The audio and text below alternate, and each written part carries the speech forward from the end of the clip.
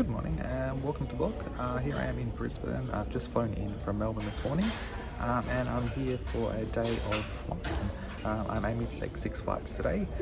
Melbourne to Brisbane, Brisbane to Roma, Roma Charleville, Charleville back to Roma, Roma back to Brisbane and Brisbane up to Cairns. Why am I doing that insane trip? I wanted to go to Charleville back in 1922, I think. Yep, 1922.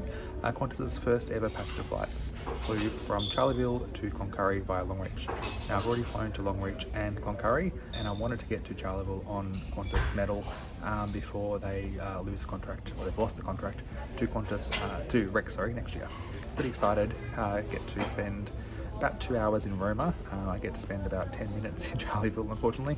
Not very long, but the other option was to spend a couple of days, and given it's Christmas New Year, everything is closed, so I decided just to do a fly in, fly out. Anyway, let's go travelling. While waiting for my flight, I chilled in the Qantas Business Lounge.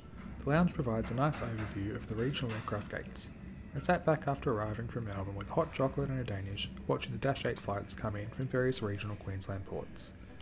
I'm a big fan of the Dash 8 aircraft. It really is the workhorse for Qantas getting around regional Queensland. The 400 series aircraft are operated by Sunset Airlines, a wholly owned subsidiary of Qantas. Across Australia, Qantas fly 31 of these larger 74-seat 400 series aircraft.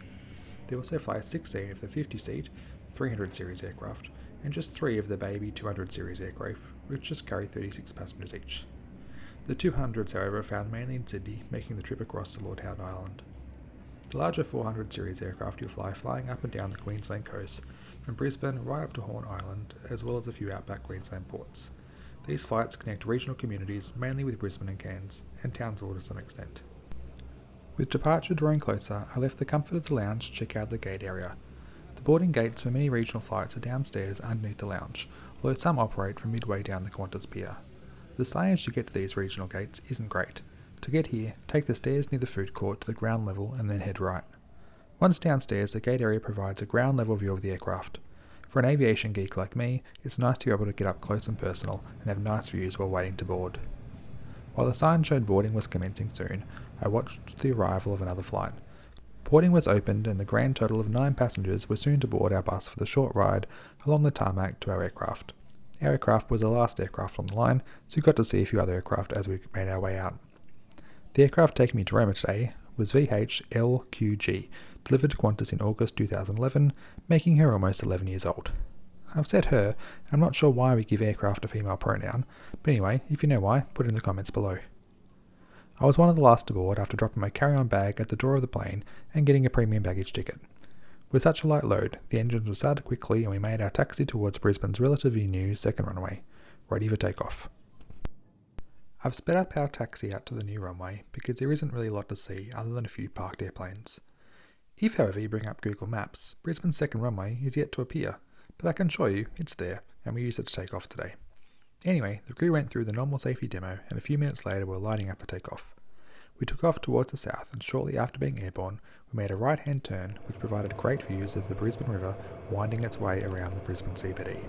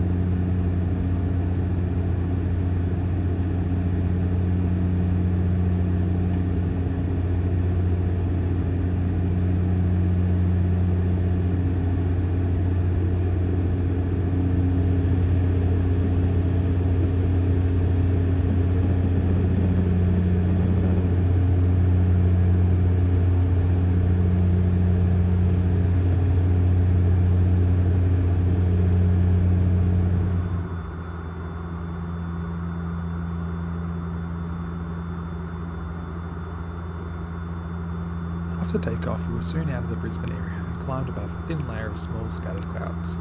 While on the cruise, I'll give you a little tour of the cabin of the Dash 8 aircraft.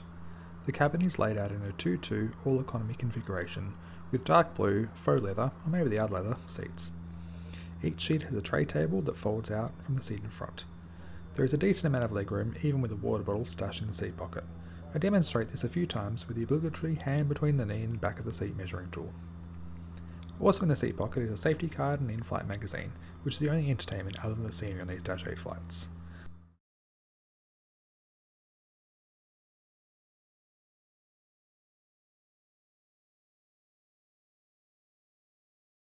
The legroom in the first row is the pick of the aircraft with nothing in front of you. With COVID restrictions, Qantas seems to fill these seats last to give the cabin crew some social distance space, which is fair enough. Back in my seat, which is 2A, the armrests between the seats fold up so you can spread out if, like me, there's no one sitting next to you. These seats are repeated and due to the very light load I got a good look around the cabin.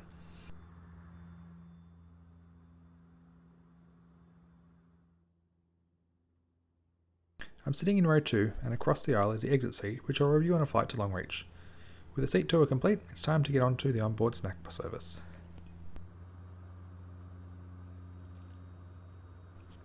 The crew came around and took drink orders, followed by serving of a blueberry muffin and a bottle of water, which, from the small smile on my face you can tell, was as nice as an airplane muffin can get.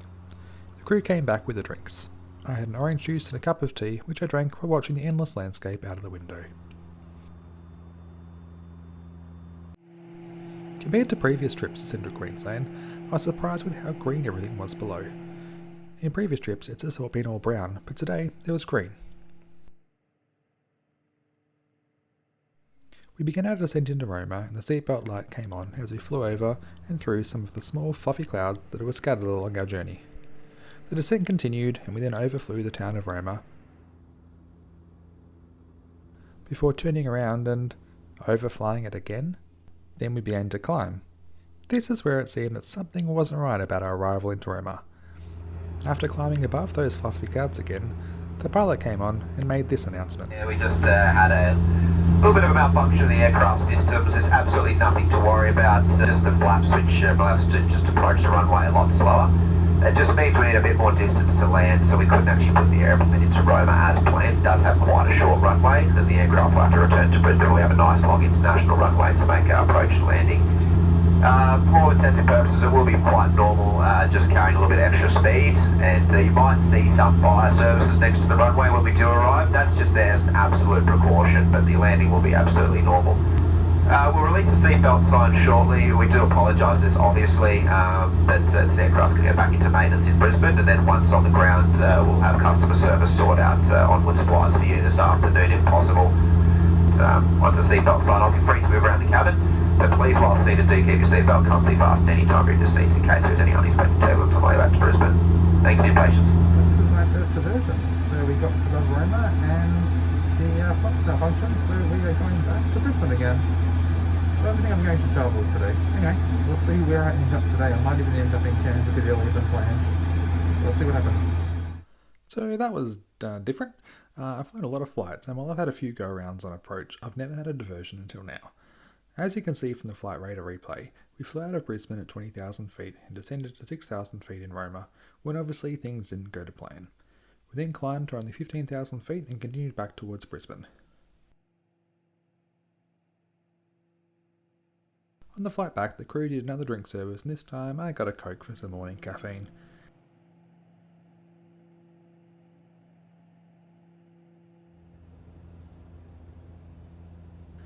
The view from the flight was obviously the same as the way there, just from the opposite side of the plane. While it was frustrating to have to go back to Brisbane, as it means I'll miss out on the connection and the chance to visit at Charleville, safety has to come first.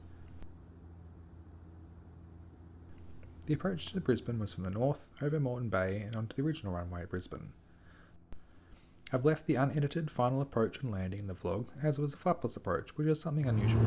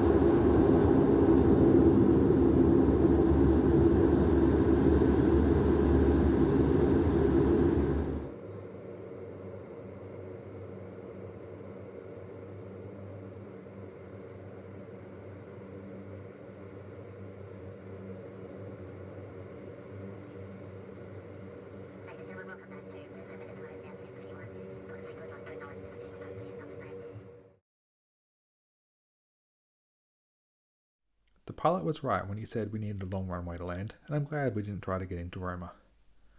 After touchdown, we braked hard a few times and then rolled out for what seemed like a full length of the runway before taxiing to the gate. So this is my first ever diversion. It was pretty interesting landing at Brisbane Airport. The pilot advised that it would be a higher speed landing due to the fact we had no flaps. So I've never needed to use the entire runway to slow down from a Dash 8 landing. So we landed and took a long rollout, and a fire truck was waiting for us. It was a long trip to nowhere. I'm back here in Brisbane Airport again. The plan this morning was to head out to Roma, spend a couple of hours there, and fly to Charleville because that's the first departure point of the first ever Qantas flight, and then fly back to Roma and back to Brisbane again before heading off to Cairns this afternoon. However, on approach to Roma, so the flaps weren't working, which means we were unable to land because it's a shorter runway there, and we had to proceed back to Brisbane. That I was making a vlog out of it because it's something different out of usual, but I'm also a bit annoyed because, yeah, I don't get to go to Roma or Charleville today. I'm probably not going to be able to get there again on Qantas because they lost the contract. So it looks like I'll be flying there on Rex if I want to get there again maybe next year. But anyway, safety first. So back now in Brisbane. Fortunately, the Qantas ground crew have been great. They've cancelled all my flights that I was supposed to take today and booked me on an earlier flight to Cairns, so I will get to Cairns this afternoon instead of right now. Now just grabbing a bite to eat in the lounge and waiting for my flight. The bar opens in about half an hour, so I'll grab a drink and yeah, get to Cairns. Here for a couple of hours, off to Cairns. The end of my flying day really. 6 flights became 3, and yeah, that is that. That's the nature of aviation, I guess. You never know what you're going to get until you get up in the air. I hope you have enjoyed this vlog, and there'll be more to come soon. Cheers, bye.